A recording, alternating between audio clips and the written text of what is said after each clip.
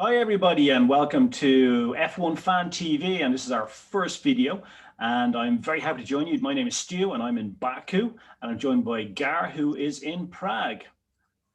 Yep, thanks Stu, looking forward to it. So let's see how we go.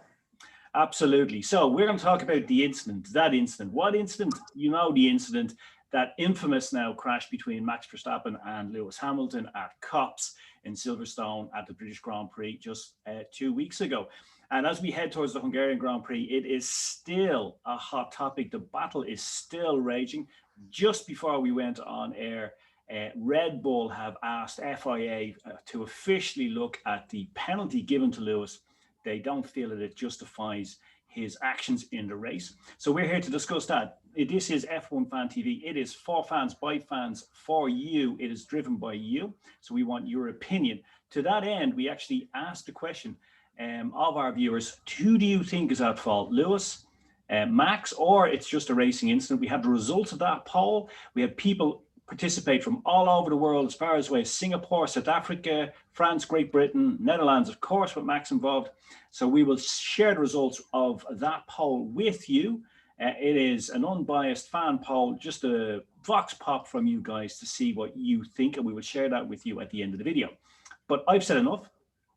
So now, Gar, given that incident, it was dramatic. It was the biggest crash that we've had in a long time in F1. 51G impact for Max, lucky to walk away from that unscathed, but obviously emotionally shaken, if not mentally. He is mentally stronger this year than he's ever been before, I think. But what was your view on that? Who was at fault? What did you think? Sure, yeah. Well, I mean, at the time, I thought it was totally Lewis's fault. You have no right to put it up the inside of Copse. You know, looking back now, Lewis, I think in order to prove a point, he did put it up the inside of Copse many times and made many overtaking maneuvers up that corner. But then again, you know, blood is boiling on the first lap. So he knew if Max got away, that that was it. That was curtains for him, and in terms of winning the race. But you know, looking back, I'm on the side of a racing incident with maybe Lewis, maybe a harsher penalty, maybe 10 seconds. But I think, you know, Lewis drove the wheels off it like he always does in Silverstone, and he probably would have won the race anyway. To go back to what you said about the Red Bull, about looking for more punishment, I mean, I think that won't affect the championship. If it's a financial punishment or to Mercedes, or it won't affect them. I mean, Max won't gain those points back on Lewis, and the FIA are not going to give Lewis a race ban over this. We've seen worse crashes than this, so I think it will be chalked down to a racing incident with a 5-second penalty. I think it will stand. Yeah, I think, well, I mean, obviously the FIA, the stewards at the race itself, felt it was Lewis's fault. That's why they gave him the 10-second penalty. But ultimately, with it, Max removed from the race, which is effectively a DNF for Max, Lewis was obviously always going to win that race. The only competitive car out there, given that Sergio Perez started from the pits, was his own teammate. And we clearly know that there's team orders there. And we saw in the race he was told to get out of the way so Lewis could have a charge at Charles Leclerc, Click 16, who led the race from that incident. But the Ferrari just didn't have the pace at the end. But I agree with you. I think that we've seen incidents like this before. Incidents have actually won world championships. For example, Schumacher on Hill, Senna on Prost, and they've never retroactively gone back and changed our results. But two things I'd like to bring to your attention about that, just food for thought. So the crash was at Copse, right? Later on, when Lewis was going to take Charles Leclerc, he did almost an identical maneuver at the same corner on Copse. But what's interesting is that when he was doing the move on Charles, he was right in at the line on his side of the track. When he was making the move on Max, there was a good car length in between him and the line, the track limit.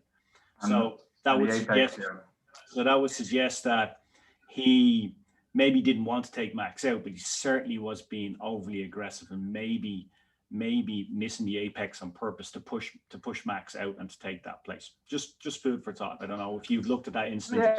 Yeah, It's a theory, but you know, I mean, he was being overly aggressive. He definitely wanted Max to know he was there, but also on the first lap, you know, you're out of shape as well. You're watching your mirrors. You know, the blood is boiling. You've just come off the start finish line. So again, you know, if he purposely got his line wrong, I don't think so. But he was offline, and he should have backed out of it. Yeah, I think yeah, and I think obviously the stewards agreed with that too. Um, another thing to consider is that if there hadn't been a sprint race the day before, this incident might have happened. Why? Well, because they diced very similarly in the first lap or two of the sprint race. They did. Lewis could have perhaps taken Max, but once he didn't get him in those couple of laps, Max disappeared and the race was over. And I think that Lewis knew that from the day before, and he knew that if I don't get him in the first few laps, he's going to disappear. He's going to build up an unassailable lead, and I'm not going to beat him. And that's going to be the fourth, fifth race in a row that I'm going to finish behind him. And I think that maybe the sprint race, while it's great for us fans, maybe inadvertently and unintentionally maybe led to that incident happening. Absolutely. So, for example, if you look at a sprint race as an example, that DRS in the Grand Prix, DRS wasn't open, or it doesn't open for the first 3 laps. Yep. So Lewis knew from from the day before, that he would not have been within a second of Max after 3 laps. He wouldn't, and then it would have been curtains. Whether obviously he didn't intend that outcome. I mean, you know, no one knows. I mean, he could have gone off as easy as Max could have, but he knew he had to get him, because he wouldn't be able to. We know the Mercedes doesn't sit that well behind cars anyway, and especially with the Red Bull on the straight. And he knew after 3 laps, Max would be nowhere near within a second of him. So he had to get it done while tires were cool, while everyone was jostling for places. And unfortunately, that was the result. Yeah, and he had to make it stick, and he's not 7-time world champion for nothing, right? He Exactly. is a racer. Another thing to consider is, or rather an open question to you, if this wasn't the British Grand Prix, his home Grand Prix, do you think he would have been so aggressive? Absolutely. I mean, you saw him when Rosberg won in Abu Dhabi. You know, no team orders, no, a very, very small chance of winning the championship. 2 cars had to overtake Rosberg. He was given team orders. Lewis fights he doesn't care where he is. Of course, it makes it more special where at the British Grand Prix, but I don't think it matters to him. He would have done the same at any circuit. I mean, you know, even when there was a remote chance, he never gives up. So, yeah. Although when we watched him in Azerbaijan, he did say him back to the team, this is a marathon, not a sprint. So I wonder when there was a chance of him going off too, if he would have been quite so aggressive if it wasn't his home Grand Prix. But as you say, he is a racer and he's always going to race. Exactly. Last point I'd like to raise, something to think about. You know, we very rarely have a comparative incident to compare things to, like crashes. But one thing struck me about it is that if you are in a duel with another driver and you gain unfair advantage by using the track limits or going outside the track limits, you have to give that place back. So if you apply that logic to this instance, then the only fair or equitable punishment would be that Max has a race, but Lewis is not in it. Do you think that that is, let's say, fair comparison, or do you think it's an over-exaggeration? Well, I mean, it's a very, very harsh version of it. You know, if you want to get into it, Lewis didn't leave the track. He stayed on the track. He just collided with another car, which is why it's a racing incident as opposed to leaving track limits.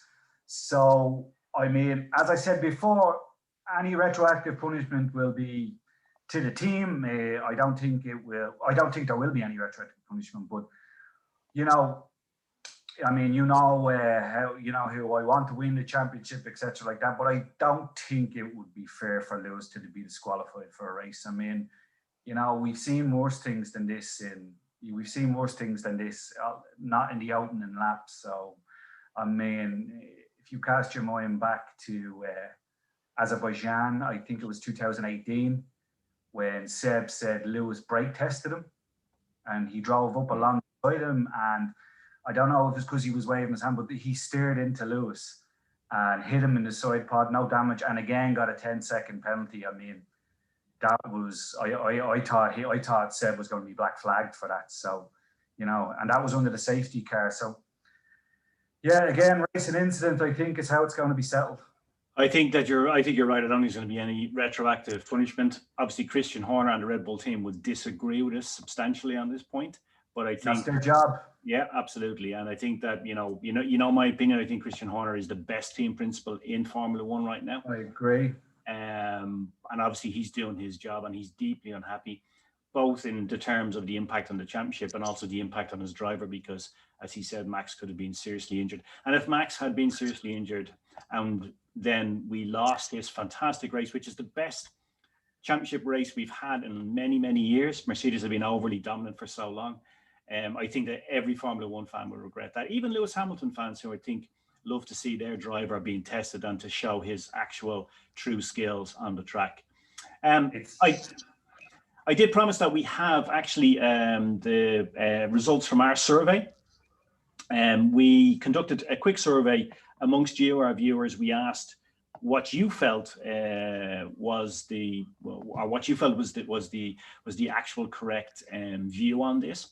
And we asked you a simple question: that incident at Silverstone, who was at fault? And there was 3 options: Lewis, Max, or neither. It was a racing incident. So, Gar, I know I haven't shared results with you yet. So, no. What do you think? What do you think, our viewers? What do you think the result's going to be? Well, if I'm basing it on how I was, I mean, I was, you know, we watched the race together, so you know, I wanted what I wanted to happen. But you know, looking back now as the dust settles, I think it will probably come out in our poll as a racing incident. Well, I thought that would be the case too, but in actuality, that is not the case at all. It is 25% of the respondents said it was a racing incident. Only 5% said it was Max's fault, and almost 70%, 69.2% said it was Lewis's fault, which is quite surprising, because if you look at the comments on different videos and the chats, etc., it kind of seems like it's 50-50. But in actuality, if you look at our results, it seems that the majority of Formula One fans, at least those who took the poll, seem to think that it was Lewis's fault. And obviously, the stewards at the Silverstone Grand Prix agreed, because they gave Lewis a 10-second stop-start penalty. By the way, this... I mean, I can't see how it could have been Max's fault. Yeah, well, I mean, I've seen opinion that Max didn't give him enough space, but yeah, I think it's very difficult to say Max's fault. He's in the lead, right? So, as you said earlier, he only has his mirrors to look at, whereas Lewis has the full view ahead to see. By the way, on just a couple of points on that poll, we limited to only 40 respondents because we wanted to get the results in quickly. So obviously that could bias it. But it was representative. As I said, we had people from the UK, from Ireland, from Czech Republic, Hungary, Israel, South Africa, Malta, Singapore, France, Brazil, United States, and Canada all replied to that. So I know we can see, we'll have a look at the actual most countries that responded there. Brazil, as you might expect, is up there with the Formula One following that it has. So anyway, that's enough about that incident. Let's move on to the next Grand Prix, Hungarian Grand Prix. So, Gar, what is your prediction for Hungarian Grand Prix? What's your podium? Okay, so my podium is Max win, Hamilton second, and then you know what, because of the straights, and I'm going to go Lando. Okay. Definitely. He's a phenomenon. I think Lando has won a lot of people over this year. He is a phenomenal driver, perhaps a future world champion as well. I think in qualifying, Max will get qualifying, then the 2 Mercs, and then Checo or Lando. Don't hold out much hope for the Ferraris this weekend, but you never know. No, I think Ferrari at the moment are shambles. I think we're going to do a video on that. As you know, I'm a Ferrari fan, have been for a long time. You can see it here. Although I tried to be unbiased in my view, but I think we're going to do a video on what's going on at Ferrari, because it's an absolute omni-shambles right now. But that's a video for another day. In terms of myself, I think that all things being equal, I think it will be Max, Lewis, and then who on third, maybe Valtteri Bottas, maybe Checo, or maybe Lando, as you said. But what I'm concerned about is that Red Bull are obviously upset that this incident has caused bad blood between Max and Lewis, who were previously very friendly. I've heard that, for example, Max has unfollowed Lewis on various social media platforms. And what I'm concerned about is that this escalates and we have more dirty racing, purposely dirty racing, perhaps, as I don't think the last incident was purposely dirty racing, and that we end up with a spoiled race and indeed a spoiled championship race. So I just hope that both teams can calm down, both drivers can calm down, and that we will have a clean race. If that's the case, then I think, yeah, Max should win.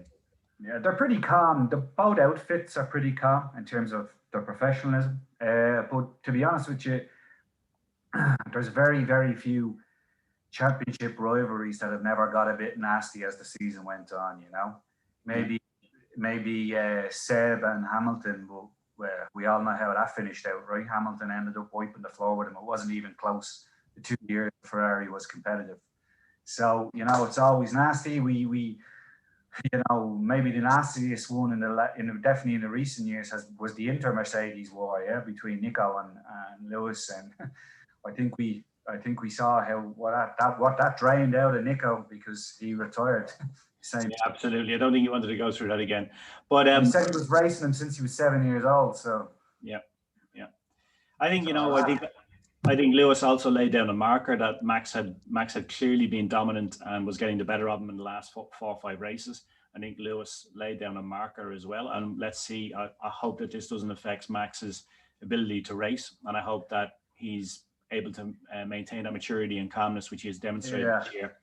Absolutely. We hope he doesn't resort back to his old ways, you know, I mean, he's been flawless this season. He has. I think you and I described some of his wins as Schumacher-like, and I think that's exactly maybe the best compliment you can give a driver. Okay, well, I think that's it. I think we'll leave it there for now. I think we'll do another video, maybe before the Hungarian Grand Prix too. Certainly we'll do some analysis afterwards. But guys, this is Formula One Fan TV. This is all about you. It's driven by fans. It's for fans. So we want you to contact us. On Facebook, you can find us at Driven by Fans. That is the hashtag. That is that's where you'll find us. That's the page.